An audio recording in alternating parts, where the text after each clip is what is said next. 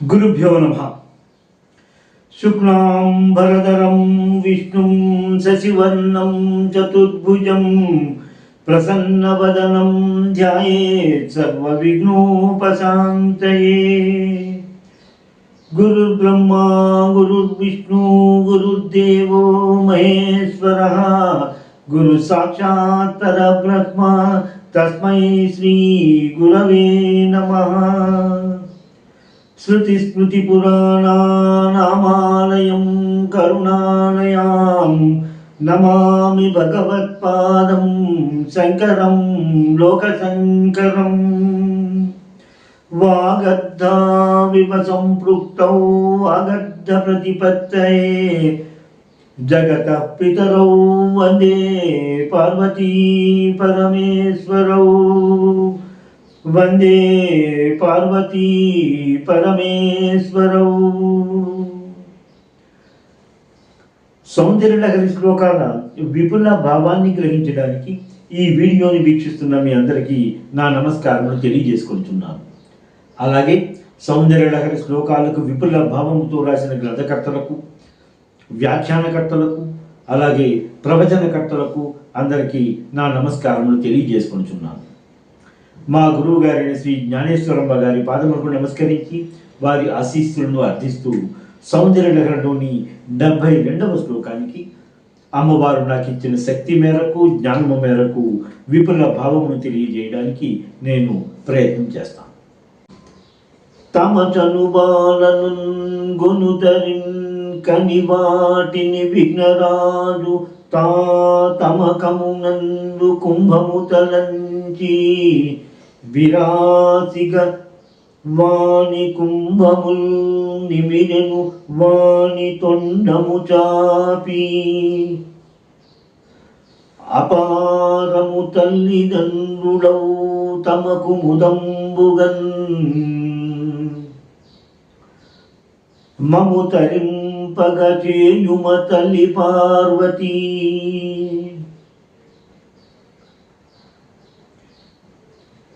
72వ శ్లోకం యొక్క విపుల భావాన్ని తెలుసుకునే క్రమంలో ఇప్పుడు మనము ఆ శ్లోకం యొక్క తెలుగు అనువాద పద్యాన్ని తెలుసుకున్నాము.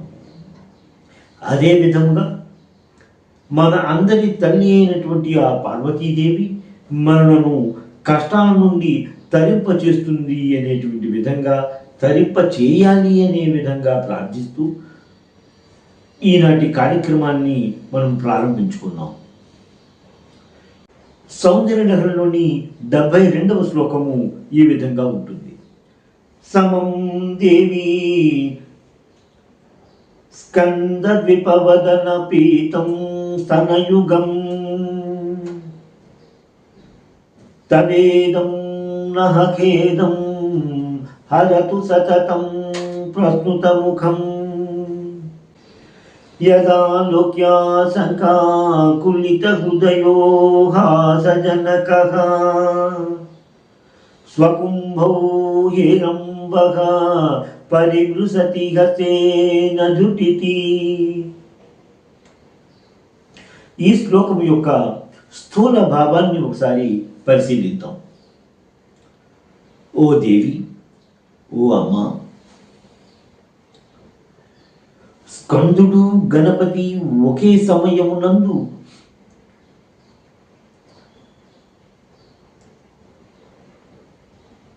పాలను త్రాగబడుచున్నవియును,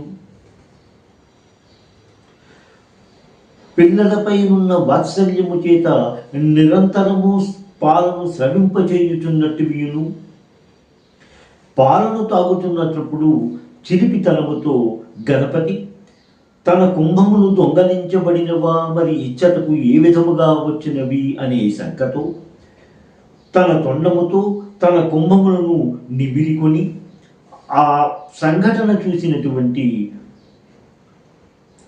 శివ పార్వతులకు నవ్వు కలిగించిన విధముగా ఉన్నవో అట్టి స్థన ద్వయమును మా యొక్క కష్టములను తొలగించునుగాక. గురువు గారు ఈ శ్లోకంలో జగదంబ యొక్క స్తన యుగమును వర్ణిస్తూ ఒక విచిత్రమైనటువంటి సంఘటన, విచిత్రము అనుకోకపోయినా నిత్యము మనం చూసేటువంటి సంఘటనే అయినప్పటికీ, చిన్నపిల్లలు చిలిపిగా చేసేటువంటి సంఘటన, దాన్ని ఆధారముగా చేసుకొని ఆ చిలిపి సంఘటనని గణపతికి ఆపాదించి తన యొక్క కవితా శైలితో ఒక అద్భుతమైన శ్లోకాన్ని రచించినట్టుగా మనం గ్రహించుకుంటాం. అమ్మవారి స్తనయుగము ఏనుగు కుంభస్థలములుగా ఉన్నాయి అనే విధాన్ని గత శ్లోకాలలో కూడా చెప్పినప్పటికీ, ఈ శ్లోకంలో ఒక సంఘటనను తీసుకొని దాన్ని వివరిస్తూ అన్యాపదంగా ఈ విధంగా శ్లోకాన్ని ఈ విధముగా అమ్మవారి యొక్క స్థలములు కుంభస్థలములులాగా ఉన్నాయి అన్న విధాన్ని తెలియజేయడము శంకర భగవత్పాదుల యొక్క కవితా నిపుణతకు ఒక నిదర్శనంగా నిలబడుతుంది అన్న విషయం ఈ శ్లోకంలో కనబడుతూ ఉంటుంది. శంకర భగవత్పాదులు ఈ శ్లోకంలో మొదటి 2 పాదములను ఒకసారి చూసినట్టయితే, సమం దేవి స్కంద ద్విపవదన పీతం స్తనయుగం తదేవం తవేదం నహ ఖేదం హరతు సతతం ప్రస్నుత ముఖం అని అన్నారు. స్కందుడు గణపతి ఒకేసారి అమ్మవారి స్తనముల నుండి పాలు త్రాగుచున్నప్పుడు బిడ్డల మీదున్న వాత్సల్యముతో నిరంతరము ఆ విధముగా క్షీరము స్రవించుచున్నటువంటి ఆ స్తనయుగము మా యొక్క కష్టములను తీర్చివేయునుగాక, పోగొట్టునుగాక అనే విధంగా ఈ శ్లోకంలో కనబడుతుంది. ఏ శ్లోకములు అయినా, ఏ పద్యములను అయినా సాధారణంగా మనం కోరేటువంటి కోరికను, అమ్మవారి ఇది భగవంతుని చేసే ప్రార్థనను ఆఖరి పాదంలో కనిపిస్తూ ఉంటాయి సహజంగా, సాధారణంగా. కానీ ఈ శ్లోకంలో శంకర భగవత్పాదులు తన 2వ పాదంలోని మా యొక్క కష్టములను తీర్చివేయునుగాక అన్న విధంగా తెలియజేశారు ఈ శ్లోకంలో. ఒక సాధారణ సంఘటన తీసుకుంటూ అది స్కందుడికి గణపతికి ఆపాదిస్తూ, స్కందుడు గణపతి ఒకసారి అమ్మవారి యొక్క స్తనముల నుండి క్షీరమును గ్రోలుచున్న సమయంలో చిలిపివాడైనటువంటి గణపతి అమ్మవారి స్తనములను చూసి తన ముఖము మీద ఉండవలసినటువంటి కుంభములు ఇక్కడికి ఎలాగ వచ్చేయి, ఆ కుంభములు దొంగలించబడినవా, అవి ఉన్నాయో లేదు అని చూసుకున్న విధంగా తన తొండముతో అక్కడ కుంభములను నిమురుకొనెను. ఈ సంఘటన చూసినటువంటి శివపార్వతులు గణపతి యొక్క చిలిపితనానికి, అతని యొక్క అమాయకత్వానికి నవ్వుకున్నారు అన్న విధంగా ఈ శ్లోక రచన అయితే జరిగింది. ఇటువంటి సంఘటనని ఆధారంగా చేసుకుని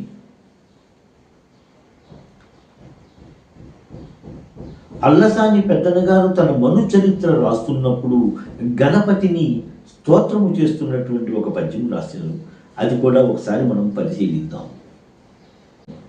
అంకనజేరి శైల తనయా తన దుగ్ధములానువేళ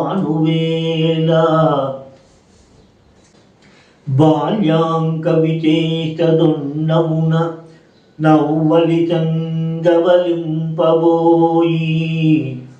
యావంకపు చంబుగాన కహివల్లభహారముగాంచి వే మృణాలాంకన సంకగంటెడు గజాసుని గొల్తునవీత సిద్ధికిన్.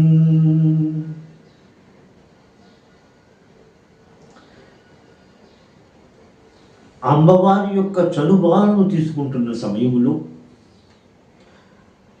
గణపతి ఆ 2వ స్థనము నుండి కూడా పాలను త్రాగాలి అనే ఉద్దేశ్యముతో తన తొండమును ఆ వైపునకు చాపినప్పుడు అక్కడ పాములను చూసి, అక్కడ పాముల హారమును చూసి అతడు తామర తూండ్లు అని భావించను అన్న విధంగా తన మను చరిత్రలో అల్లసాని పెద్దగా రాసినటువంటి పద్యము ఒకటి మనకి కనిపిస్తూ ఉంటుంది. లలిత సహస్రనామాలలో కామేశ్వర ప్రేమ రత్న ప్రతిమణి ఫలస్థని అని కనిపిస్తూ ఉంటుంది. ఏ తండ్రికైనా సరే లేక ఏ భర్తకైనా సరే తన పిల్లలను సరిగ్గా చూసుకుంటూ వారి ఆలన పోషణ చూస్తుండేటువంటి భార్యను, ఆ తల్లిని చూసినప్పుడు అతనికి ఎంతో ఆనందంగా ఉంటుంది. ఒక్కొక్క సమయంలో తన భర్త యొక్క ఈ విధమైనటువంటి ఆనందము కలిగించాలి అని భార్యలు తన పిల్లలను అంత జాగ్రత్తగా చూస్తూ ఉంటారు అనే విధంగా కూడా మనకు అనిపిస్తూ ఉంటుంది. ఇదే విధాన్ని చూపిస్తూ తన భర్త యొక్క ప్రేమ అనేటువంటి మనును పొందడానికి తన స్తనములను ఫలముగా పెట్టినది అన్న విధంగా ఈ లలితా సహస్రనామాల్లో కనిపిస్తూ ఉంటుంది. కొన కాంచీధామ అనేటువంటి సౌందర్య లహరిలోని 7వ శ్లోకం తోటి కూడా అందులో కూడా శంకర భగవత్పాదులు అమ్మవారి స్తనములను కుంభస్థలములతో పోషించారు. ఈ శ్లోకానికి యంత్రముగా త్రిశూల సహిత అధోముఖ సమ త్రిభుజాన్ని నిర్మించుకుని ఆ త్రిభుజములో సమం దేవి క్లీం శ్రీం అనేటువంటి అక్షరములను లిఖించుకొని ఈ యంత్రమును 45 రోజులు ప్రతిదినము పూజిస్తూ ఈ శ్లోకమును ప్రతిదినము 1000 పర్యాయములు పారాయణ చేస్తూ ప్రతిదినము తేనెను నైవేద్యముగా సమర్పించుకున్న వారి 45 రోజులు అయిన తర్వాత ఆ యంత్రమును తన శరీరమునందు ధరించిన వారికి రాత్రి ప్రయాణము చేసినప్పుడు కూడా భయము కానీ ఆపదలు కానీ ఆటంకములు కానీ ఉండవు అన్న విధంగా గ్రంథాల్లో కనిపిస్తూ ఉంటుంది. ఈ శ్లోకం యొక్క వివరణ పూర్తి అయినది. శ్రీమాత్రే నమః. స్వస్తి. ఎంతో అధ్యయనం చేసి మీకు అందిస్తున్న ఈ వీడియోలను ఆదరిస్తారని భావిస్తున్నాము. మా ఈ ఛానల్ని సబ్స్క్రైబ్ చేసి ఈ వీడియోలని లైక్ చేయండి ప్లీజ్.